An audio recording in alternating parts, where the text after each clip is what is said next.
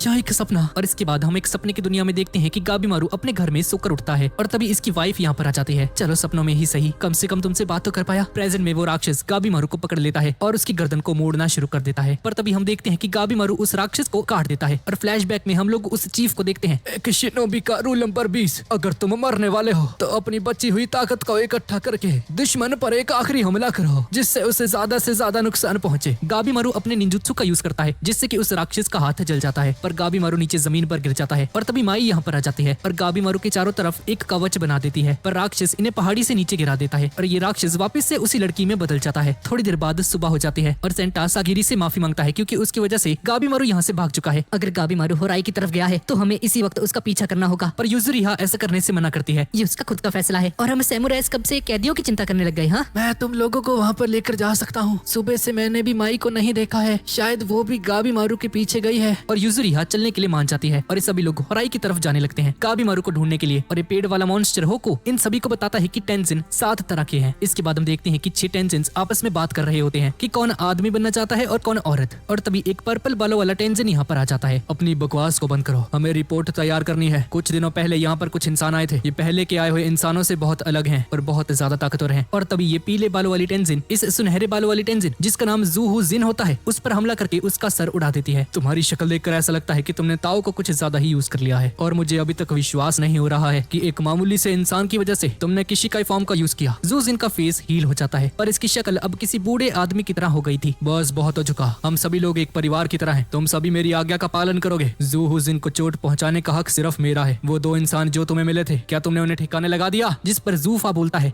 दरअसल मैंने उन्हें फूल बनने के लिए एक खाई के अंदर फेंक दिया था सर। हम इंसानों को कम नहीं समझ सकते। हमें शोसिन की लाश मिली थी, उसे मारने वाला कोई आम इंसान नहीं हो सकता। और इस तरफ हम देखते हैं कि टोमा का भाई उस खाई से बाहर निकल आता है और ये लोग किसी तरह से बच गए थे। जूहू जिन, कल रात तुम एक इंसान से लड़ रही थी ना, क्या तुमने उसे मार दिया? हाँ, मार दिया था। और तभी ये 7 टेंजिन एक लिक्विड को पी लेते हैं और टेंजिन वापस से हील हो जाती है। और इस तरफ ये पेड़ वाला मॉन्स्टर इन सभी को बताता है, शुरुआत में सिर्फ एक ही साधु था जिसने बाद में अपनी पावर का यूज करके अपने आप को 7 हिस्सों में बांट लिया था। ये सभी लोग एक ही जैसे दिखते हैं पर इनका स्वभाव और काम एक दूसरे से अलग है। ये 7 लोग इस आइलैंड पर राज करते हैं पर ये सब कुछ सिर्फ एक कहानी है जो कि मैंने बचपन में सुनी थी। मेरी बात सुनो, क्या तुम बचपन में एक पत्ते की तरह दिखते थे जब तुम पैदा हुए? बचपन में मैं भी एक इंसान की तरह ही दिखता था। मेरा एक गांव हुआ करता था। और तभी ये सभी लोग उसी जगह पर पहुंच जाते हैं जहां पर गाबीमारू लास्ट नाइट आया था, जहां पर बहुत सारे पेड़ हैं। कुछ समय बाद इस आइलैंड पर रहने वाले सभी लोग पेड़ों में बदल गए और यहाँ पर इकट्ठा हो गए। सबका मानना था कि ये लोग अब होराई में चले जाएंगे। मेरा भी एक परिवार था। हुकू एक छोटे से पेड़ की तरफ देखकर बोलता है, हमारे परिवार में सबसे पहले मेरी बेटी एक पेड़ में बदल गई थी। होरोई में ही आत्मा को शांति मिलती है और टेंशन ही ये डिसाइड करते हैं कि कौन होरोई में जाएगा और कौन नहीं। और सागिरी को गाबीमारू की चिंता होने लगती है, काश गाबीमारू ठीक हो। और इस तरफ हम देखते हैं कि गाबीमारू और माई उस पहाड़ी से नीचे गिरने की वजह से जख्मी हालत में नीचे पड़े होते हैं। क्या माई ने मुझे बचाया? ये सभी लोग तो राक्षस हैं। अमृत को पाने के लिए मुझे सभी को हराना होगा। मुझे एक प्लान की जरूरत है और इसके लिए 2-3 लोगों से कुछ नहीं होगा। और तभी एक और कैदी यहाँ पर आ जाता है जो कि कोई और नहीं तामिया है। तुम्हारी हालत तो बहुत खराब लगती है, क्या तुम मरने के लिए तैयार हो? अरे तुम तो वही शिनोबी हो, तुम्हारी हालत तो कुछ ज्यादा ही खराब लग रही है, क्या तुम मरने वाले हो? तुम्हें देखकर ऐसा लगता है कि तुम बस हमला कर सकते हो, खुद का बचाव नहीं। और तुम्हारा एक हाथ भी गायब है। एक तितली ने इसके हाथ पर काट दिया था जिसकी वजह से इसे अपना हाथ ही काटना पड़ा था। हमें बिना लड़े एक दूसरे से जानकारी इकट्ठा करनी चाहिए। गाबीमारू, तुम्हें साइलेंट के बारे में क्या पता है? मुझे बिना किसी को मारे जानकारी निकालना अच्छे से आता है। ये दोनों बहुत ज्यादा स्ट्रॉन्ग है, इनसे लड़ना बेकार होगा। मुझे अपने तरीकों को बदलना होगा। और गाबीमारू नीचे जमीन पर बैठकर इन दोनों से बोलता है, तुम्हारी ताकत को देखकर लगता है कि हमें साथ में काम करना चाहिए। और ये देखकर तामिया अपनी तलवार निकाल लेता है और गाबीमारू पर हमला करने की एक्टिंग करता है। पर गाबीमारू अपनी जगह से नहीं हिलता है। तुम अपनी जगह से नहीं हटे, मतलब तुम झूठ तो नहीं कह रहे, पर मैं तुमसे बहुत ज्यादा निराश हो चुका हूँ। मैं ये जानना चाहता हूँ कि तुम हमारे साथ काम क्यों करना चाहते हो। और गाबीमारू इन्हें सब कुछ बताता है कि टेंशन कौन है, उनकी पावर्स क्या है और सारी चीजें। ये सुनकर ये दोनों हैरान रह जाते हैं। मुझे ज्यादा कुछ पता नहीं है, मुझे बस राजा से माफी चाहिए ताकि मैं अपनी बीवी के पास वापस लौट सकूं। क्या तुम इसमें मेरी हेल्प करोगे? हम कैसे मान ले जो तुम बोल रहे हो वो सच है? हाँ ठीक है, हम तुम्हारी हेल्प करेंगे। वैसे भी हम लोग रास्ता भटक गए थे। नहीं, ये हमारा कॉम्पिटिटर है, हमें इसका साथ नहीं देना चाहिए। कोई बात नहीं, अगर इसने फिर भी कोई चालाकी करने की कोशिश की तो मैं इसे मार दूंगा। मैं बस उस अमृत को पीकर अमर होना चाहता हूँ। इसके बाद ये तीनों आपस में काम करने के लिए मान जाते हैं। और तभी हम देखते हैं कि माही अचानक से बड़ी हो जाती है। ये देखकर ये तीनों चौंक जाते हैं। अरे क्या हो गया, इतना चौंक क्यों रहे हो?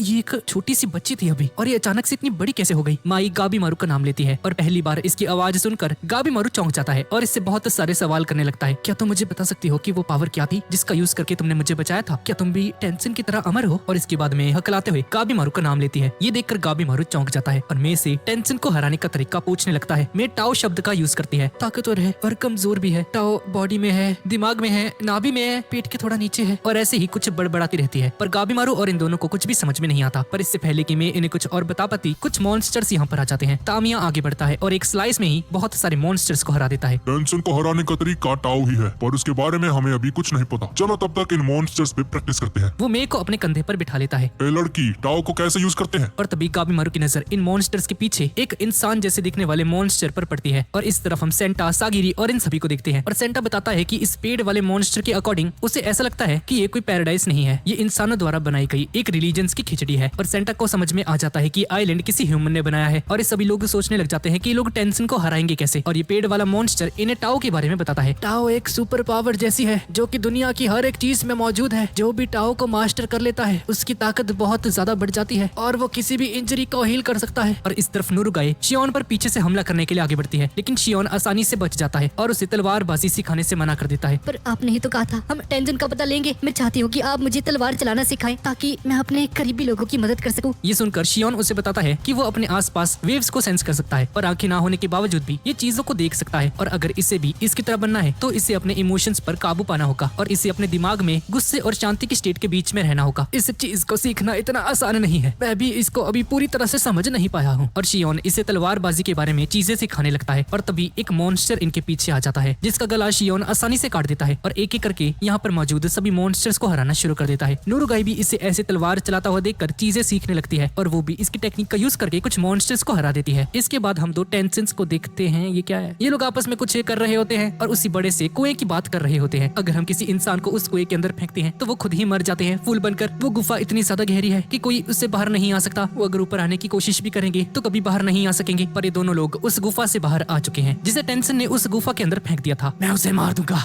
नहीं, हम यहाँ से बचकर चले जाना चाहिए। मुझे बदला लेना है। उनकी कमजोरी उनके सेंटर में है। जब मैंने पहले उसे काटा था तो उसने अपने उसी हिस्से को रीजनरेट किया जो कि उसके सेंटर से जुड़ा हुआ था। और तभी एक मॉन्स्टर यहाँ पर आ जाता है। टोमा और उसका भाई दोनों चौंक जाते हैं। अचानक से आने के लिए माफी चाहता हूँ, मुझसे डरने की जरूरत नहीं है। कौन हो तुम? उससे कोई फर्क नहीं पड़ता, ये एक राक्षस है और हमें इसे मारना होगा। थोड़ा बातचीत कर लेते हैं पहले। मैं यहाँ लॉर्ड टेंशन के कहने पर जांच करने के लिए आया हूँ। मेरे और भी दोस्त हैं जो कि बाकी के इंसानों की जांच करने के लिए गए हैं। और ये मॉन्स्टर बताता है कि इसका नाम दोषी है। सोशिन तो हमें पता है, पर ये दोषी क्या होता है? शोशिन के अंदर सोचने समझने की शक्ति नहीं होती है और उन्हें होराई के अंदर जाने की परमिशन भी नहीं है। पर हम दोषी हैं, टेंशन का दाहिना हाथ। हम डायरेक्टली उनके अंडर काम करते हैं। और इसके बाद ये मॉन्स्टर इन दोनों से हाथ जोड़कर विनती करता है कि ये वापस से उस खाई के अंदर चले जाए। टोमा का भाई सीधा इस पर हमला कर देता है। दोषी इसके हमले से बचाता है और इसके मुंह पर एक पंच मार देता है। पर टोमा का भाई इसका एक हाथ तोड़ देता है। क्या तुमने अभी टाओ का यूज किया? अगर मैंने तुझे मार दिया तो मैं सीधा टेंशन से मिल पाऊंगा, है ना? दोषी अपना हाथ हील कर लेता है। ठीक है। और तभी यहाँ पर बहुत सारे सोशिन आ जाते हैं। टोमा, इन सभी को देखो, मैं इस दोषी को मारता हूँ। और टोमा पलक झपकते ही इन सभी मॉन्स्टर्स को मार देता है। ये इंसान स्ट्रॉन्ग है, इसके अंदर के टाओ को देखकर लग रहा है कि ये बहुत थका हुआ है। और टोमा दोषी पर हमला करना शुरू कर देता है। बिना टाओ के लड़ने का कोई मतलब नहीं है, तुम मुझे कभी नहीं हरा सकते। और इन दोनों में खतरनाक लड़ाई होनी शुरू हो जाती है और दोषी मार मार कर टोमा के भाई को जख्मी कर देता है और इसका बहुत ज्यादा खून बहने लगता है। ये देखकर टोमा हैरान रह जाता है और जैसे ही दोषी इसे पकड़ने के लिए हाथ आगे करता है, टोमा का भाई उठकर दोषी के मुंह पर हमला कर देता है। राक्षस, तुम्हें थोड़ा सा चौकन्ना रहना चाहिए था। दोषी खुद को हील करता है और बोलता है, इसकी गर्दन हील कैसे हो गई? ये तो बस एक इंसान है। जब ये उस खाई में था तो क्या उन फूलों के साथ मर्ज तो नहीं हो गया? और हम देखते हैं कि टोमा के भाई की गर्दन के ऊपर कुछ अजीब से निशान बन चुके हैं। अब मैं समझ चुका हूँ, टेंशन पे यही ताकत का यूज कर रहे थे, है ना? जरूर इससे उन्हें मारा जा सकता है। और हम देखते हैं कि टोमा के भाई की टाओ लगातार बढ़ती ही जा रही होती है। ये इंसान अगर ज्यादा देर जिंदा रहा तो हमारे लिए मुश्किल हो सकती है। लगता है मुझे इसे यहीं पर मारना होगा। दोषी इस पर हमला कर देता है जिससे कि इसके दोनों हाथ टूट जाते हैं। पर आजा चोबी उन्हें हील कर लेता है और इसके बाद इसके हाथ पर भी वो दोनों सेम निशान आ जाते हैं जो कि उसकी गर्दन पर बन गए थे। मुझे कुछ समझ नहीं आ रहा, मेरी बॉडी और ज्यादा ताकतवर होती जा रही है। तुम्हारी बॉडी चेंज हो रही है बच्चे, क्या तुम्हें डर नहीं लगता? तुम अब एक इंसान नहीं रहोगे। आजा चोबी दोषी के नाभि पर हमला कर देता है और इसका बहुत सारा खून बहने लगता है। मुझे पता था तुम्हारी कमजोरी तुम्हारी नाभि है। दोषी टाओ का यूज करता है लेकिन आजा चोबी उसके हमले से बच जाता है। अब मैं तुम्हारे हमलों को देख सकता हूँ, ये तुम्हारे शरीर के चारों तरफ फैला हुआ है। दोषी की फट जाती है और इन राक्षसों को इसकी हेल्प करने के लिए बुलाता है। पर टोमा बोलता है, अब यहाँ पर कोई नहीं आएगा, मैंने सबको पहले ही मार दिया है। आजा चोबी दोषी का एक हाथ कुचल देता है। अब मुझे समझ आ चुका है कि तुम टाओ को अपने हाथ में क्यों इकट्ठा करते हो और जब मैं टेंशन से लड़ रहा था तो मेरे हमलों का असर उस पर क्यों नहीं हो रहा था, क्योंकि मैंने अपने हमलों को टाओ से कवर नहीं किया हुआ था। दोषी ये सुनकर बहुत ज्यादा चौंक जाता है और अब आजा चोबी भी टाओ को यूज करने लगता है और उसके एक ही वार से दोषी को खत्म कर देता है। होता है और इस तरफ आमिया और गाबीमारू उन सभी मॉन्स्टर्स को मार रहे होते हैं। और तभी वहाँ पर खड़े एक दोषी की नजर मे पर जाती है और दोषी बोलता है, मैंने आपको सेंचुरीज से नहीं देखा है, जब से आपको होराई से टेंशंस ने बाहर निकाल दिया था। आप मेरे साथ चलिए, मैं आपको होराई में लेकर जाना चाहता हूँ। और गाबीमारू ये देखकर समझ जाता है कि ये मे कोई ह्यूमन नहीं है बल्कि एक टेंशन है। पर गाबीमारू नोटिस करता है कि मे वापस नहीं जाना चाहती है और एकदम से उसे बचाने के लिए उसके सामने जाकर बैठ जाता है। पर तभी इस दोषी के अंदर से एक और दोषी बाहर निकलता है और इस एरिया में बहुत सारी तितलियां और सेंटीपीड्स को बुला लेते हैं। टामिया भी सामने आ जाता है अब मैं इन बटरफ्लाई से मेरे हाथ का बदला लूंगा। और ये सभी लोग आपस में लड़ना शुरू कर देते हैं। पर जैसे जैसे ये लड़ाई बढ़ती जाती है इनके लिए लड़ना और भी ज्यादा मुश्किल होने लगता है, क्योंकि दोषी बहुत सारे अलग अलग कीड़ों का यूज कर रहा है और इनके पास इनविजिबल पावर्स भी हैं। गाबीमारू पूछता है कि ये इस लड़की के पीछे क्यों पड़े हैं। हम लोग टाओ सिखाते हैं और